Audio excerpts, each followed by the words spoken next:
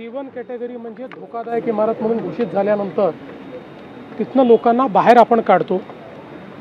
काही लोक दुर्दैवाने निघत नाही.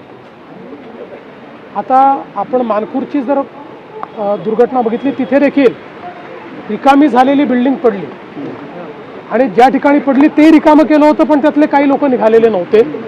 त्यामुळे मला असं वाटतं की जीव अत्यंत महत्त्वाचा आहे. अशा पद्धतीमध्ये आपला जीव वाचवणं हे गरजेचं असल्यामुळे सक्ती जरी करावी लागली तरी ती केली पाहिजे.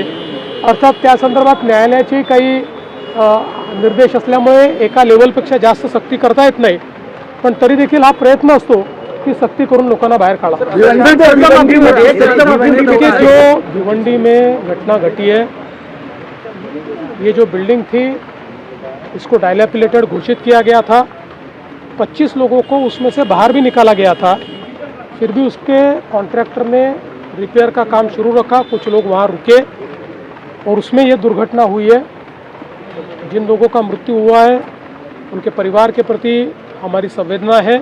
सरकार उनको मदद करेगी. जख्मियों को भी हॉस्पिटल में एडमिट किया गया है और जिस प्रकार से कॉरपोरेशन के नोटिस के बावजूद ये कॉन्ट्रैक्टर ने काम शुरू रखा, उनके ऊपर भी कार्रवाई की जाए.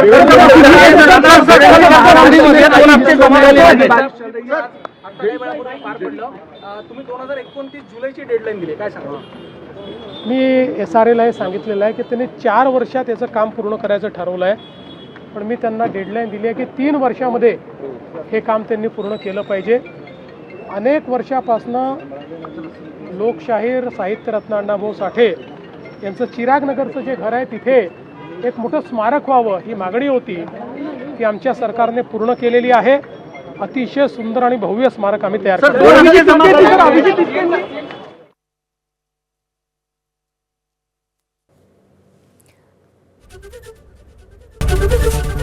ABP माझा, उघडा डोळे बघा नीट.